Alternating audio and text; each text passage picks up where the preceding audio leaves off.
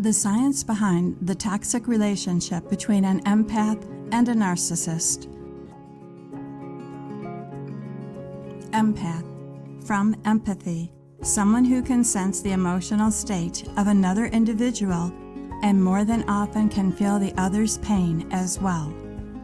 Narcissist, from the Greek narcissus, an individual obsessed with himself or herself to a bad degree.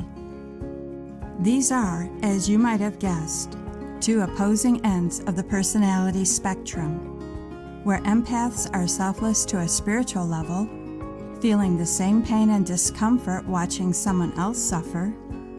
Unlike sympathy, which brings its fair share of patronizing with it, narcissists fail to see anything besides themselves, which in most cases is because of certain past experiences, which left them with a sense of being underappreciated and turned them to be seekers of validation and admiration from others.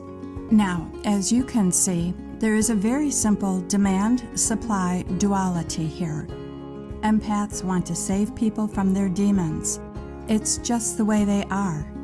And narcissists want more and more validation. The former is a natural giver, while the latter a natural taker. Hence, there can be enormous amounts of attraction between the two. 1. The victim. A narcissist isn't always confident by nature. They can be quiet, reserved, and sensitive too. They may engage in self-hatred and act like they aren't worthy. They are often motivated by their fears and don't truly have the capacity to fully be themselves or loved. Their narcissism is fueled by inferiority complexes. 2. The superhero. On the opposite end of the spectrum is the superhero, the one who thinks they're smart, sexy, perfect, and just kick-ass all the way around. They act like nothing can possibly hurt them, and that your duty in life is to make them feel super great about themselves because they are, after all, the best. 3. The perfect lover. This narcissist seems lovely at first because they display incredible care, affection, and perfection to you in the beginning. They flatter you, give you gifts, and make you love them. As soon as they have you, they use you until they are no longer interested. They eventually cast you aside as boring. These people are often gold diggers as well. 4.